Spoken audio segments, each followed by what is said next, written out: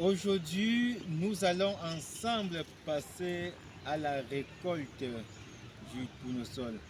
Alors, avant de commencer avec la récolte du tournesol, je vais vous rappeler que nous avons lancé une formation en ligne avec mon partenaire Kana Evaris sur la culture du tournesol. Donc, cette formation aura lieu le 22 décembre 2024. Donc, cette formation va se faire en ligne et lors de cette formation, nous allons vous présenter l'itinéraire technique de production du tournesol, du planting jusqu'à la récolte, y compris la conservation et le séchage. Et nous allons aussi toucher quelques points concernant la transformation du tournesol. Et après cette formation, nous allons mettre à votre disposition un compte d'exploitation de production de tournesol au Cameroun. Et ceux qui vont participer à la formation, et nous allons vous suivre lorsque vous allez installer vos propres cultures, vos propres parcelles de tournesol. Donc là, c'est pour ce qui est de la formation. Alors aujourd'hui, ce qui nous intéresse plus, c'est la récolte du tournesol. Quand est-ce qu'il faut récolter le tournesol? Quels sont les signes qu'il faut remarquer pour pouvoir récolter du tournesol? Alors, je vais d'abord vous rappeler que la récolte du tournesol se fait en fonction de la zone agroécologique où on se trouve. La culture du tournesol, c'est la même chose. Donc, le cycle de production du tournesol n'est pas le même. Raison pour laquelle le tournesol a un cycle de production qui varie entre 90 à 120 jours. Dans les zones à climat froid, comme par exemple la mer Noire, soit comme l'Ouest Cameroun, les tournesols partent jusqu'à 120 jours, c'est-à-dire environ 4 mois. Dans les zones chaudes, il y a des tournesols qui vont aller à 90 jours, c'est-à-dire 3 mois, d'autres vont aller à 110 jours. Donc bref, le tournesol, comme vous le constatez, nous sommes déjà à 110 jours. Donc d'ici peu de temps, le tournesol va fermer un cycle de 4 mois. Et je vous rappelle que nous sommes dans la ville de Tchang, et juste parce que nous sommes à un climat froid, raison pour laquelle le tournesol dure jusqu'à environ 4 mois. Alors, c'est-à-dire, si tu es dans une zone chaude ou dans une zone froide, par exemple, pour ceux qui sont dans les zones chaudes, comme je viens de le dire, ils vont aller jusqu'à 110 jours. Et parce que, je ne sais pas comment je se parler sur les sites que les tournesols peuvent récolter ou pas. Parce qu'il y a certains tournesols, les tournesols ne vont pas entrer en production au même moment. Vous allez constater la production quand près de 75% autant pour moi vont présenter ces signes-là. Alors avant de présenter les différents signes, je vais vous parler un peu du plan du tournesol. Alors pour ce qui est du tournesol, en bas naturellement vous avez les tiges, vous avez les racines. Vous avez les racines qui captent les nutriments, tout ce qui est minéral pour nourrir le tournesol. Ici vous avez sa tige, puis là en haut vous avez le feuillage. Ici vous avez le capitule, dans la grosse tête-ci, le capitule. Ici là vous avez le dos du capitule. Et au bord, on a généralement les fleurs, ou soit les pétales. Donc ici, les fleurs, il y a plus cette tête ne porte plus les fleurs, juste parce que c'est lié à maturité. Mais je vais quand même vous présenter quelques fleurs ici. Donc celui-ci encore quelques fleurs ou quelques pétales. Donc, bon, nous venons comme ça de présenter pour ce qui est du plan de tournesol. Alors, on va directement passer aux caractéristiques qui présentent la maturité, les caractéristiques qui montrent que votre tournesol est déjà prêt à récolter. Alors, la première caractéristique, ce sont les pétales, ou soit les fleurs dont je viens de parler là. Vous allez constater que cette tête n'a plus de pétales, juste parce que les pétales ont déjà tombé. Donc, quand les pétales chutent déjà, c'est le premier signe de maturité. Là, le deuxième signe, c'est le feuillage. Quand vous constatez que la maturité des feuillages est déjà sèche, ou soit déjà sec, autant pour moi le feuillage est déjà sec, il faut bien comprendre que le tournesol est en train d'entrer en maturité, ou soit le tournesol est déjà mature. Vous allez voir comme celui-ci qu'on a déjà récolté. Parce que toutes les feuilles sont sèches. Toutes les feuilles sont sèches. C'est la raison pour laquelle on a récolté. Une autre caractéristique, c'est le dos du. C'est ce dos. Ce dos-là présente une couleur qui tend vers la couleur jaune. Le jaune qui tend vers le brun. Et donc, c'est une autre caractéristique. Et là, c'est une autre caractéristique. La dernière caractéristique, aussi, une autre caractéristique, c'est le taux d'humidité du tournesol. Lorsque vous constatez que le taux d'humidité est déjà à moins de 13%, il faut noter que votre tournesol est déjà mature. Là, vous pouvez déjà préparer la récolte. Donc, comme j'ai dit, il faut plus regarder le dos du cabicule. Et quand ça entre sa maturité, le dos là tourne vers le sol, comme le tournesol là. Donc le dos regarde le haut, maintenant le cabicule regarde le bas. Donc ça témoigne que le tournesol est déjà ça entre déjà à maturité. Donc ce sont les caractéristiques qui présentent la maturité. Maintenant une autre caractéristique, c'est son cycle. Alors, lorsque tu es déjà à 3 mois et que ce signe se présente déjà, il faut directement comprendre que ton tournesol est en train d'entrer en maturité. Parce qu'il y a un moment où certaines maladies, comme le fléchissement, peut attaquer les plants de tournesol à 2 mois. Tu vois, n'ayant pas assez de connaissances ou soit de maîtrise des caractéristiques, tu peux dire que ton tournesol est en train d'entrer en maturité. Pourtant, ce n'est pas le cas. Donc, il faut regarder tous ces points pour maîtriser ce qui est de la récolte ou soit la maturité du tournesol. Alors, après avoir présenté ces caractéristiques, on va directement passer à la récolte. On va faire une récolte, on va peser pour pouvoir évaluer le rendement du tournesol. Parce que ici, nous avons travaillé sur près de 500 mètres carrés. On a juste profité des plants qui sont en pépinière pour faire cette expérience, cette expérimentation pour ce qui est la culture du tournesol. Et on a profité aussi pour faire de l'irrigation, raison pour laquelle vous allez voir les plants très bien, comme les plants sont très bien développés, les plants sont encore jeunes. Disons que les signes qui présentent la maturité ne se signalent pas toujours parce qu'on a fait de l'irrigation. Nous sommes en pleine saison sèche. Donc je vais commencer par... normalement je dois couper ici.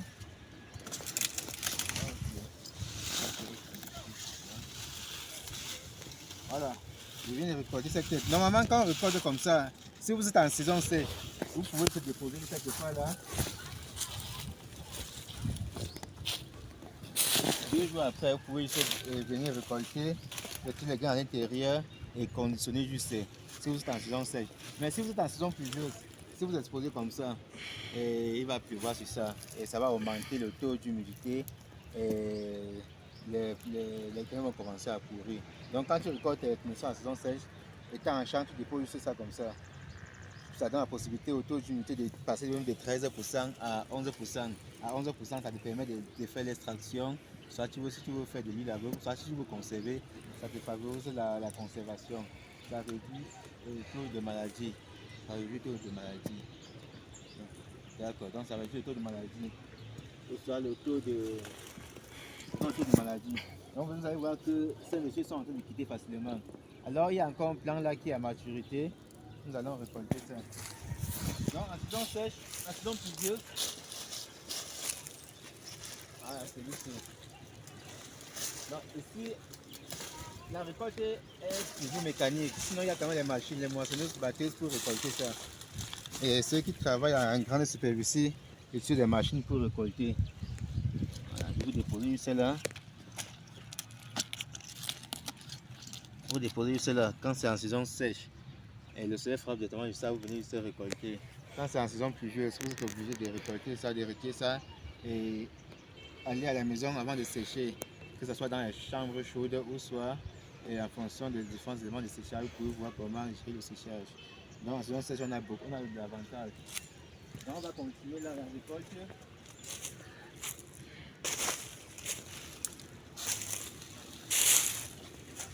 Ici à maturité.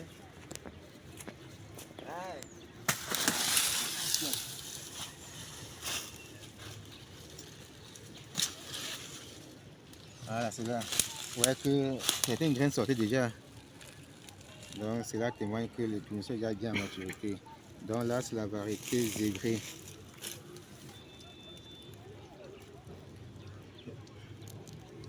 Donc on va descendre là. Après sa caméra. Donc on va descendre. Voilà.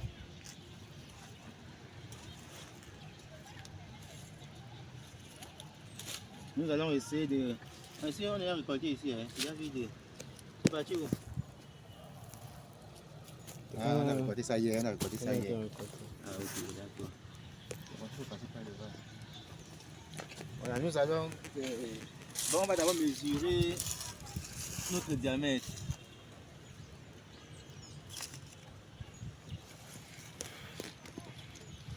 Donc, ça a un diamètre moyen de 28 cm.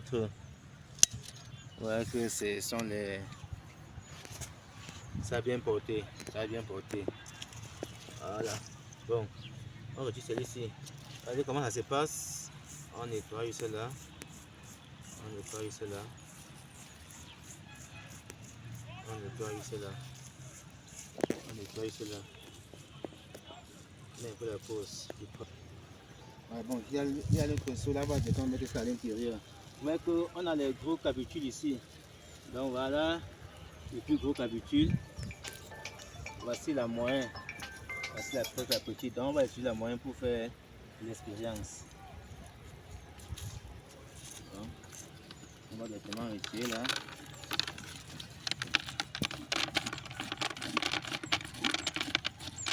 Avec, au Cameroun, pour le moment, on travaille encore de manière mécanique, manuelle, j'allais dire. Mais sinon, si je laissais 2 jours, ça devait être facile à retirer par rapport à aujourd'hui. Si ça allait rester encore 2 jours au soleil, ça devait être facile.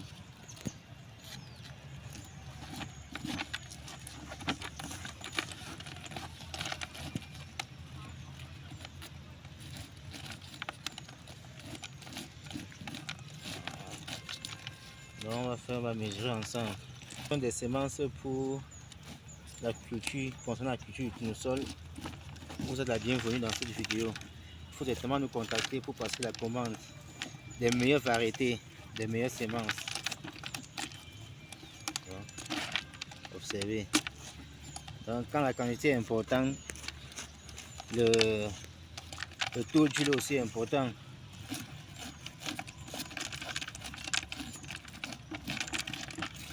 Donc, on va retirer progressivement. Généralement le centre ici là, et on sent les graines, il n'y a rien à l'intérieur.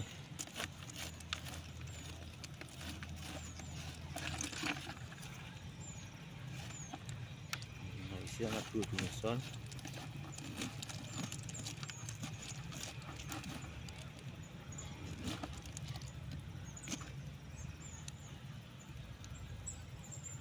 Ici on a rien. Donc on va essayer de libérer les bords aussi.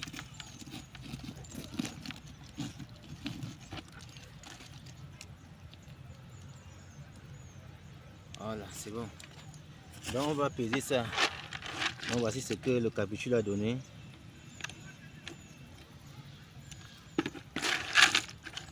Donc là je suppose que la teneur en eau est autour de 13%. Parce que normalement on doit sécher jusqu'à avoir une teneur de 11%. Donc on va mettre dans le plastique pour pouvoir se déposer sur la balance.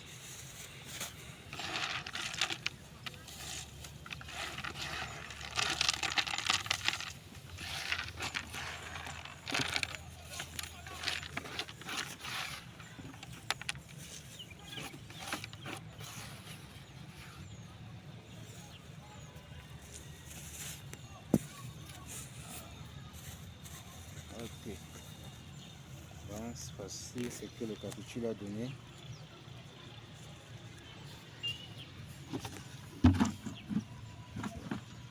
Là, il faut que vous serez témoin. Hein. Et comment ça se passe.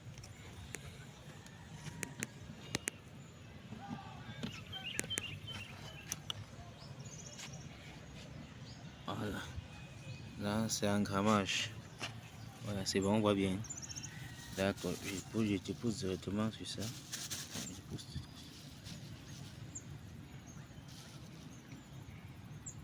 Nous sommes à combien? 266. 266 grammes. Ça veut dire que si on essaie encore de sécher pour retirer les 2% là, on va se retrouver autour de 265, disons 260. Disons que ça veut dire que ça revient, le capitule revient en moyenne un quart de kilo.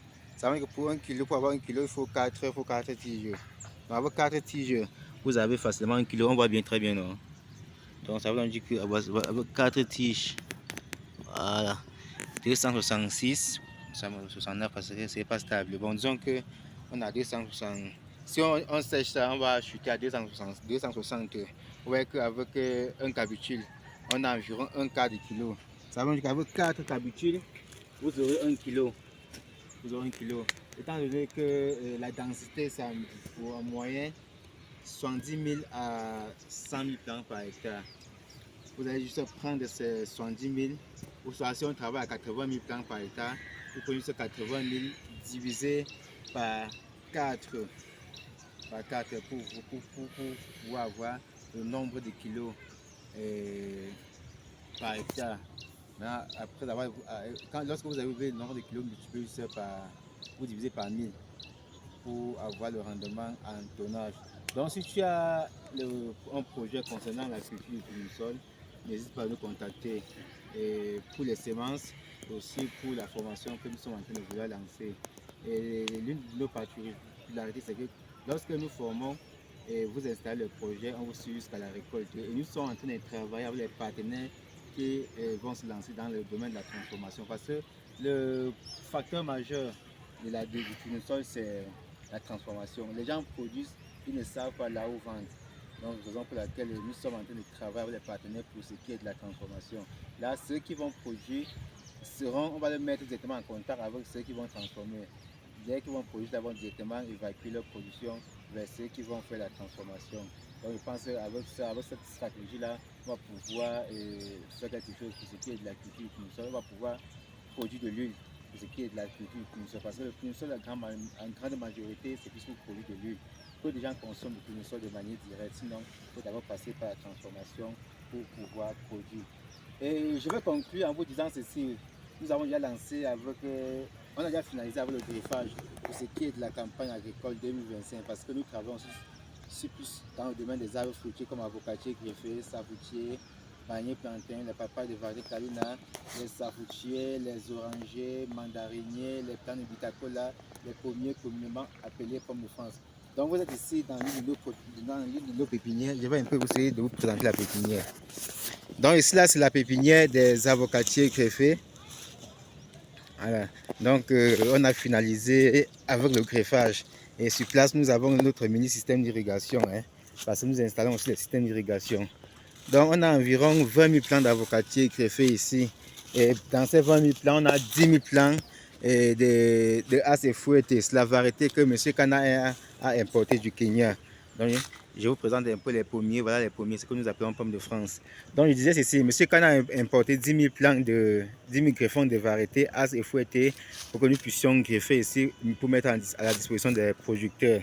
Vous savez que la variété fouettée et As sont les variétés qu'on consomme plus dans le monde entier. Ce sont les variétés qu'on exporte plus dans le monde entier. Ce sont les variétés qu'on commercialise plus dans le monde entier. Ce sont les variétés qu'on utilise pour la production de l'huile d'avocat.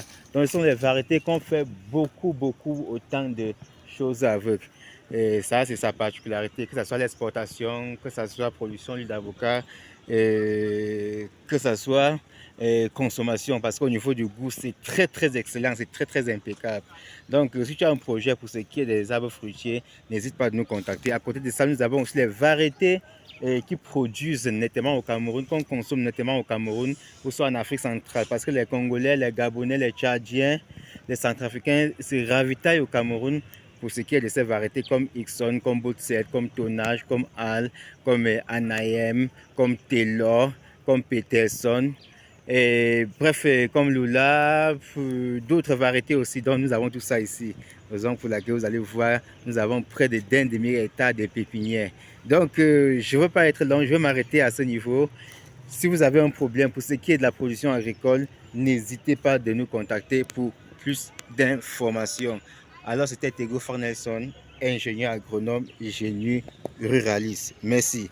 N'oublie pas, si tu nous découvres pour ta première fois, n'oublie pas de t'abonner, n'oublie pas de partager la vidéo, n'oublie pas de liker aussi la vidéo. Si possible, fais les commentaires pour ce qui ne vous arrange pas, pour les incompréhensions, pour d'autres cultures, pour les expériences dans le domaine agricole et d'autres éléments. Merci.